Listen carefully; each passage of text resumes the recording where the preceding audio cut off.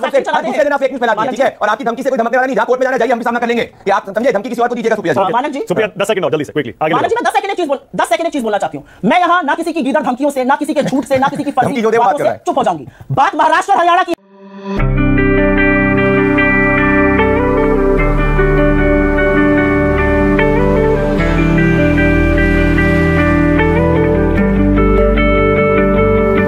चलिए शुरू करते हैं।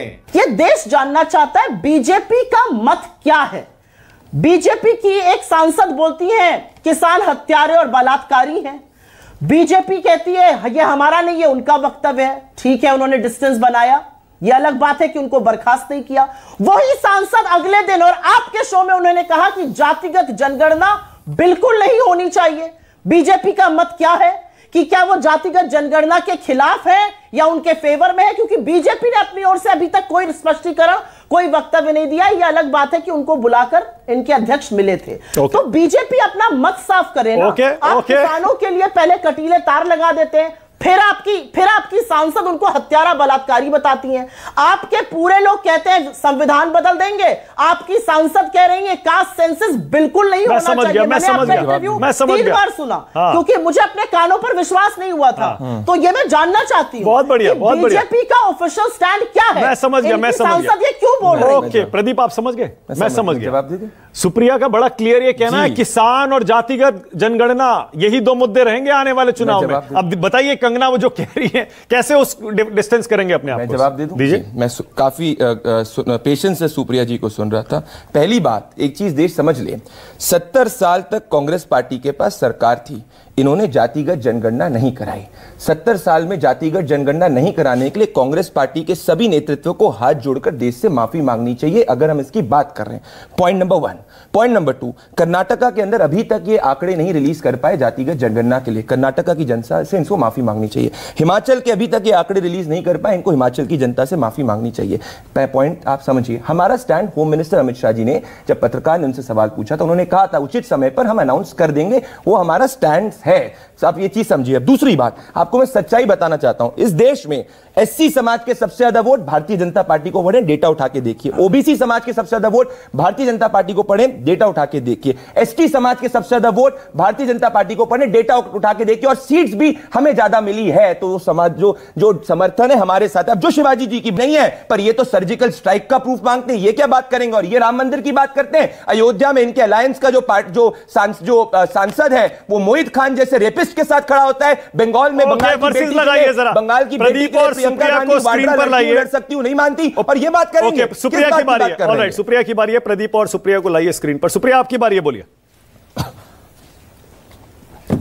रेपिस्ट के साथ खड़े होने पर मेरा मुंह मत खुलवाइए। बेटियों को सड़कों पर रुंधवाना, बूटों तले दबवाना और खड़े रहे ब्रिजभूषण के साथ। कुलदीप सिंह सेंगर को तब तक गिरफ्तार नहीं किया जब तक इलाहाबाद हाईकोर्ट ने ऑर्डर इशू नहीं किया। चिन्मयानंद का केस तब वापस ले रहे हैं जब पूरा देश आक्रोशित है। सारी भाजपा बंगाल पर बोलती है, हम भी बंगाल पर बोलते हैं, लेकिन हम बदलापुर पर भी बोलते हैं, बीजेपी चुप हो जाती है। फर्रुखाबाद पर पिता आज सामने आके कह रहा है मेरे ऊपर दबाव बनाया जा रहा है, मेरी बेटी के शरीर पर बेल्ट और कांटों के निशान थे, वो कहां से आए? दबाव बनाया जा रहा है क्रियाकर्म का। आप बात करिएगा बेटियों की, आप बात करिएगा जो 2.25 साल से मणिपुर नहीं जा पाए। आप बात करिएगा उन बेटियों की जब आदमखोरों की भीड़ ने बेटियों को नोचा तो आप 76 दिन तक चुप रहे और जब मुंह खोला तो 36 सेकंड के लिए बोले। आप बात करिएगा बेटियों की, आपके सक्षम पटेल, आपके आनंद चौहान, आपके कुणाल पांडे IIT BHU के गैंग रेप के आरोपी पाए जाते हैं। आप बात करिएगा बेटियों की, बेटियों पर मेरा मुंह मत खुलवाइए। और अब बात रही जातिगत जनगणना की। मेरा सवाल दोबारा से है, अमित शाह जी ने जो कहा, आपकी सांसद ने एक नहीं 3 टेलीविजन इंटरव्यू में कहा जातिगत जनगणना बिल्कुल नहीं होनी चाहिए। उन्होंने तो यहां तक कहा कि अभी वाली आरक्षण व्यवस्था खराब है। अगर आपकी सांसद गलत बोल रही हैं, आपकी पार्टी की नीति के खिलाफ बोल रही हैं, तो उनको फटकार कर बाहर करिए। और अगर वो आपका मत दे रही है तो आप स्पष्टीकरण दीजिए। मैं आपसे एक ही सवाल दोबारा से पूछूंगी। हाथ कंगन को आरसी क्या, पढ़े लिखे को फारसी क्या? एक मिनट मानक जी, ये मैं इधर उधर के शोज की बात नहीं कर रही हूं, ये मैं आपके शो की बात कर रही हूं। और एक बात मैं यहां पर जरूर बोलना चाहती हूं, आपको लगता है यू टर्न लेकर, आपको लगता है माफी मांगकर आपके गुनाह धुल जाएंगे। आपने महाराष्ट्र के मताधिकार के साथ, मतादेश के साथ जो खिलवाड़ किया है, उसका बदला और उसकी पाई पाई का हिसाब महाराष्ट्र की जनता कराएगी, क्योंकि महाराष्ट्र के आत्मसम्मान और अस्मिता को ओके प्रदीप भंडारी, ओके प्रदीप बोलिए, प्रदीप आपकी बारी बोलिए। जिन्होंने कटुआ रेपिस्टों को बैक किया, उनको टिकट दिया, जो कांग्रेस पार्टी के लिए कैंपेन कर रहे हैं, वो बात करेंगे। मोहित खान जिसने 14 साल 13 साल की बच्ची का बलात्कार किया, उसके लिए प्रियंका वाड्रा खड़ी नहीं हो सकती, वो बात करेंगे। बंगाल की बेटी इनके लिए लड़की नहीं है, एक बार जाके बंगाल की बेटी के लिए न्याय की बात नहीं, वो बात करेंगे। बदलापुर में हमने स्पेशल इन्वेस्टिगेशन टीम बनाई, हमने एक्शन लिया, हम इनके जैसे एथलीट्स को राजनीतिक मोहरे का इस्तेमाल नहीं करते। विनेश फोगट की बात करते हैं, साइना नेहवाल पेनी के पार्टी के लोग जो एक सेक्सिस्ट कमेंट की बात करते हैं, ये क्या बात करेंगे? किसानों को 50% एमएसपी नहीं दे पाए, एमएस स्वामीनाथन कमीशन को इंप्लीमेंट नहीं कराए, ये किसानों की बात करेंगे। आज किसानों का सबसे ज्यादा वोट भारतीय जनता पार्टी के पास में, ये किसकी बात करेंगे? 70 साल तक जातिगत जनगणना नहीं कर पाए, गरीबों का हक नहीं ले पाए, और ये बात करते यूटर्न की। इनकी जब सरकार थी 45 जो अधिवेशन है, 45 जो लेजिस्लेशन है, ये इनने वापस लिए, और ये बात करेंगे यूटर्न पे। अगर मैं बोलना शुरू करूंगा ना, आज से लेकर कल तक चली जाएगी। मानक जी, बात और सच्चाई की बात सिर्फ यही है कि कांग्रेस पार्टी सिर्फ और सिर्फ रेपिस्टों के साथ खड़ी हुई दिखती है। जब देखती है अरे बंगाल में है तो मत बोलो क्योंकि हमारा अलायंस पार्टनर है, बदलापुर में हम बोलो, बदलापुर के अंदर हमारे चीफ मिनिस्टर ने स्पेशल इन्वेस्टिगेशन टीम बनाई, हमने पुलिस वालों को सस्पेंड किया। मुझे बताइए, लड़की उलट सकती की बात कर दी, मोहित खान जो समाजवादी पार्टी व्यक्ति है, क्यों नहीं उसको सस्पेंड किया? कंगना रनौत की निजी राय है क्या? कंगना रनावत की निजी राय, बिल्कुल पार्टी ऑलरेडी स्पष्ट कर चुकी है। पर इनसे तो पूछिए, इनसे पूछिए लड़कियों लड़ सकती हूं कि ये बात करती है। प्रियंका वाड्रा ने अभी तक बंगाल की बेटी की क्यों बात करी? जब तक नहीं बोला, सुप्रिया बोल रही है, बंगाल की बेटी की बात नहीं कर पाई। सुप्रिया आपकी बारी, बोलिए। गला फाड़ने से सच नहीं बदल जाता है। कंगना की निजी राय किसानों को बलात्कारी और हत्यारा कहना है, और आपकी पार्टी में ऐसे लोगों की जगह है जो इस देश के अन्नदाताओं को हत्यारा और बलात्कारी कहते हैं। क्या आप ये कह रहे हैं?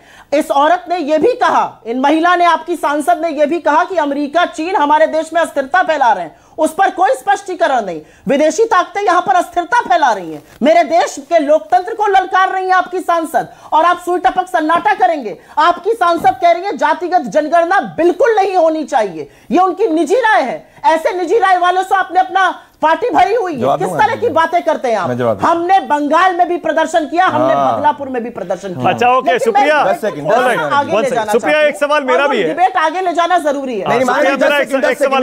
10 सेकंड लीजिए, 20 सेकंड लीजिए। मैं 10 सेकंड की बात कहना चाहता हूं। मानक जी, मुझे सीधे सवाल का जवाब दिलवा दीजिए इनसे। भाई ये लड़की ये बात कह रहे बंगाल में ये गई, बंगाल में जब तक कैलकाटा हाईकोर्ट इंटरवीन नहीं किया, ये एक शब्द नहीं बोल पाई। मुझे एक फोटो दिखा दीजिए प्रियंका वाड्रा की, जो हाथरस में गई थी, जो बंगाल की बेटी के लिए खड़ी है, या बंगाल की विक्टिम के साथ बात करी है? नहीं बात। चलिए, ओके, एक से रुक जाइए। मुझे बताइए, सीधी सी बात बताइए, जो किसानों को 50% एमएसपी नहीं दे पाए, दलितों की बात करते हैं। इन्होंने आर्टिकल 370 के तहत 70 सालों तक जम्मू कश्मीर में दलितों का उनको रिजर्वेशन नहीं दिया। चलिए, ओके, वापस मुद्दे पर, आज के मुद्दे पर। सुप्रिया, नरेंद्र मोदी के लिए तो योगेंद्र जी ने बता दिया कितना इंपॉर्टेंट है।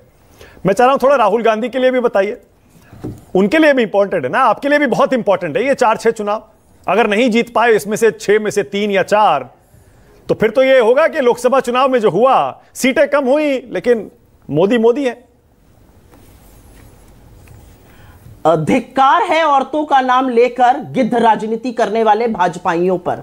हाथरस में बेटी को 2:30 बजे रात को जलाने वाले भाजपाई सवाल पूछेंगे। कटनी में एक बुजुर्ग दलित को कल इस कदर पीटा इनकी पुलिस ने कि प्रशासन चुप रहा, और जब हमारे लोगों ने प्रदर्शन किया तब वहां पर निलंबन हुआ। किस मुंह से आप लोग बात करते हैं? छोड़िए उसको, मैं आपके डायरेक्ट सवाल का जवाब देती हूं। मानक जी, हम एक लोकतंत्र में रहते हैं, और लोकतांत्रिक व्यवस्था में मोदी के लिए क्या होगा, राहुल गांधी के लिए क्या होगा, ये सारी बातें मायने नहीं रखती हैं। जनता की आवाज, जनता के मुद्दे मायने रखते हैं। महाराष्ट्र ये पूछ रहा है कि हमारे लिए आपकी चोरी की हुई सरकार ने क्या किया। महाराष्ट्र ये पूछ रहा है कि फॉक्सकॉन का जेवी हो, या टाटा एयरबस हो, या बल्क ड्रग पार्क हो, या गिफ्ट सिटी हो, आप हमसे क्यों चुरा कर ले गए। हरियाणा यह पूछ रहा है कि हमारे बच्चों को आपने इस कदर बेरोजगार कर दिया कि वो इजराइल के युद्ध क्षेत्र में जाने के लिए लाइन लगाकर खड़े हैं। हमारी बेटियों को आपने इतना बेइज्जत कर दिया कि हमें खून के आंसू रुला दिए। हमारे किसानों को आपने गाली ही नहीं, हमारे किसानों को आपने गुंडा मवाली कहकर एनएसए उनके पीछे छुड़वा दी। हमारे किसान दिल्ली में आपने चट्टाने गड़वा दी। क्या काम किया आपने, ये पूछा जाएगा और पूछना चाहिए। मानक जी, जो मंडी में जिस तरीके के शब्द का प्रयोग किया था इन्होंने, हमारी सांसद कहे कि मंडी में रेड किया है, ये महिलाओं की बात करेंगी। किस तरीके से शब्द का करा था, फिर इनको अपोलोजाइज करना पड़ा था, इन्हीं के ट्विटर अकाउंट से गया था, फिर बाद में बोलती कि मैंने नहीं ट्वीट किया, किसी जो दूसरे उठा के ट्वीट किया। ये क्या बात करेंगी महिला अधिकार के लिए? सुप्रिया श्रीनिवास की एक फोटो दिखा दीजिए बंगाल की बेटी के साथ में। हाँ बोलिए सुप्रिया, बोलिए। I want to speak on this. Bhajpa की आदत है कि जो झूठ आप ट्विटर पे बोलते हैं वो फैलाते रहिए ट्विटर पे। यहां पर मेरे मुंह के सामने झूठ बोलिएगा तो मुंह की खानी पड़ेगी।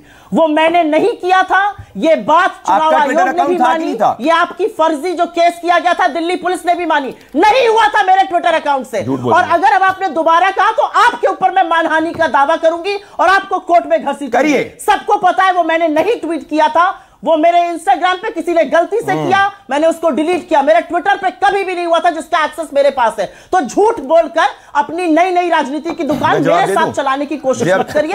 अच्छा शो करिए मेरे साथ, तथ्यों और आंकड़ों पे बहस करिए अगर वो करने की कुव्वत है, नहीं तो आपके जैसे बहुत आगे चलते, छोड़िए अब आगे चलते। बहुत आते हैं। परसों इन्होंने बंगाल के ऊपर एक ट्वीट को डिलीट किया है जिसमें जाके कर रही थी, खोल के देख लीजिए, इनके सोशल मीडिया अकाउंट से गया था, फिर बाद में जाके इन्होंने माफी मांगी थी और कहा था नहीं जाके करा था। आप सबसे हर दूसरे दिन आप फेक न्यूज फैलाती हैं, ठीक है? और आपकी धमकी से कोई धमकने वाला नहीं, जहां कोर्ट में जाना जाइए, हम भी सामना कर लेंगे।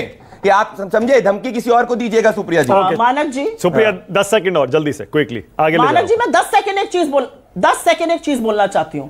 मैं यहां ना किसी की गीदड़ धमकियों से, ना किसी के झूठ से, ना किसी की फर्जी बातों से चुप हो जाऊंगी। बात महाराष्ट्र और हरियाणा की है।